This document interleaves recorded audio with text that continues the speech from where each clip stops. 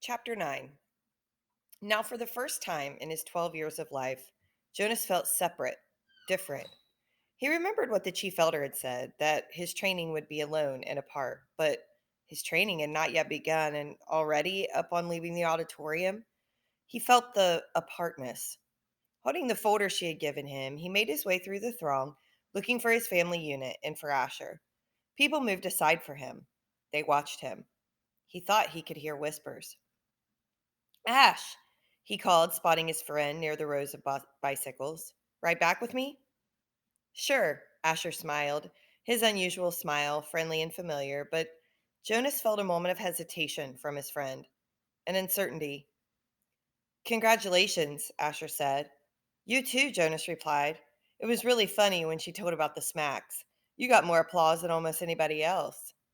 The other new 12s clustered nearby, placing their folders carefully into their carrying containers on the backs of their bikes. In each dwelling tonight, they would be studying the instructions for the beginning of their training. Each night, for years, the children had memorized the required lessons for school, often yawning with boredom. Tonight, they would all begin eagerly to memorize the rules for their adult assignment. Congratulations, Asher, someone called. Then that hesitation again. You too, Jonas. Asher and Jonas responded with congratulations to their group mates. Jonas saw his parents watching him from the place where their own bicycles were waiting. Lily had already been strapped into her car seat. He waved, they waved back, smiling. But he noticed that Lily was watching him solemnly, her thumb in her mouth. He rode directly to his dwelling, exchanging only small jokes and unimportant remarks with Asher. See you in the morning, Recreation Director, he called, dismounting by his door as Asher continued on. Right, see you, Asher called back.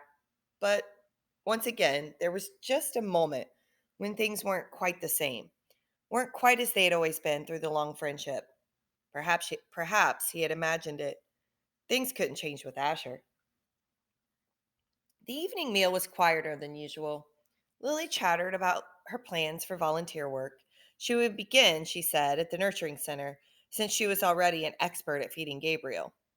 I know, she added quickly when her father gave a warning glance. I won't mention his name. I know I'm not supposed to know his name.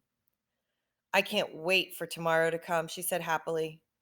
Jonas sighed uneasily. I can. You've been greatly honored, his mother said. Your father and I are very proud. It's the most important job in the community, father said. But just the other night, you said that the job of making assignments was the most important. Mother nodded. This is different. It's not a job, really. I never thought, never expected. She paused. There's only one receiver. But the chief elder said that they had made a selection before and that it failed. What was she talking about? Both of his parents hesitated. Finally, his father described the previous selection. It was much as it was today, Jonas. The same suspense as 111 had been passed over when the assignments were given. Then, the announcement when they singled out the one. Jonas interrupted. What was his name? His mother replied. Her, not his. It was a female, but we are never to speak the name or use it again for a new child. Jonas was shocked.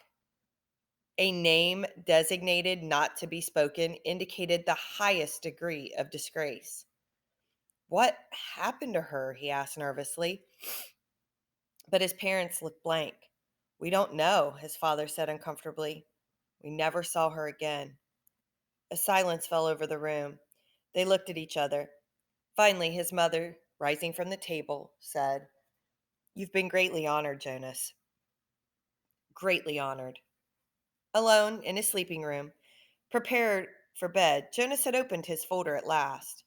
Some of the other 12s, he had noticed, had been given folders thick with printed pages. He imagined Benjamin, the scientific male in his group, beginning to read pages of rules and instructions with relish. He pictured Fiona smiling her gentle smile as she bent over the list of duties and methods that she would be required to learn in the days to come. But his own folder was startlingly close to empty. Inside, there was only a single printed sheet. He read it twice. Jonas, Receiver of memory. Number one, go immediately at the end of school hours each day to the annex entrance behind the house of the old and present yourself to the attendant. Number two, go immediately to your dwelling at the conclusion of training hours each day.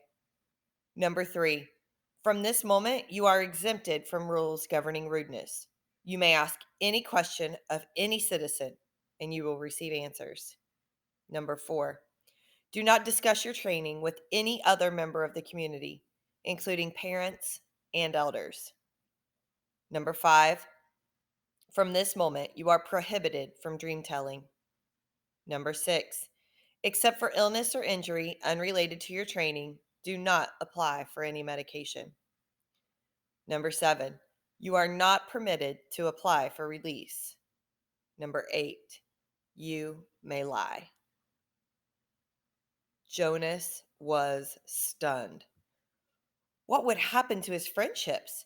His mindless hours playing ball or riding his bike along the river? Those had been happy and vital times for him. Were they to be completely taken from him now?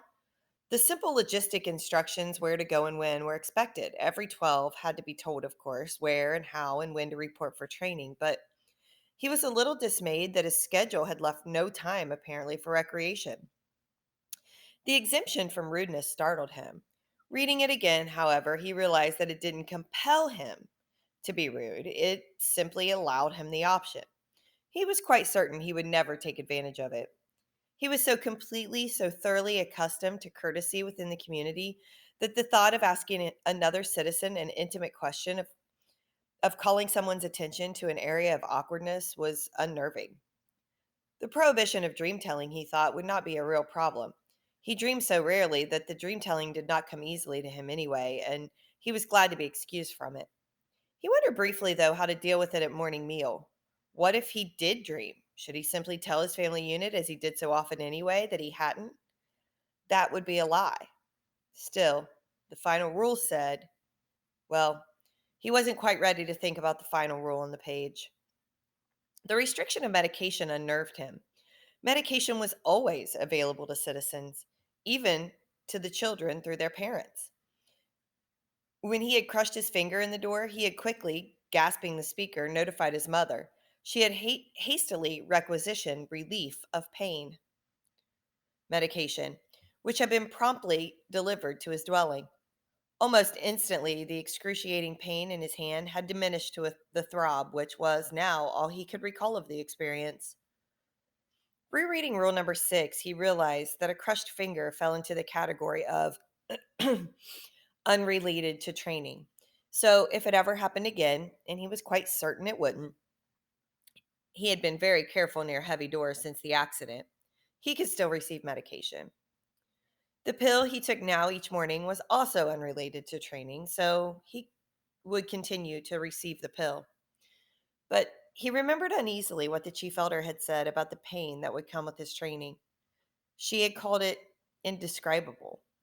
Jonas swallowed hard, trying without success to imagine what such pain might be like, with no medication at all. But it was beyond his comprehension. He felt no reaction to rule number 7 at all. It had never occurred to him that under any circumstance he might ever he might apply for release. Finally, he steeled himself to read the final rule again.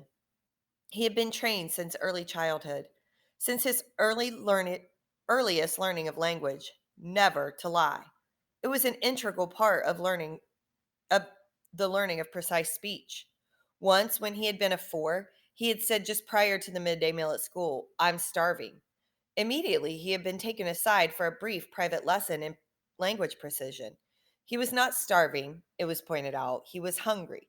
No one in the community was starving, had ever been starving, would ever be starving. To say starving was to speak a lie, an unintentional lie, of course.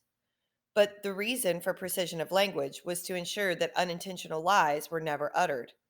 Did he understand that? They asked him, and he had. He had never within his memory been tempted to lie.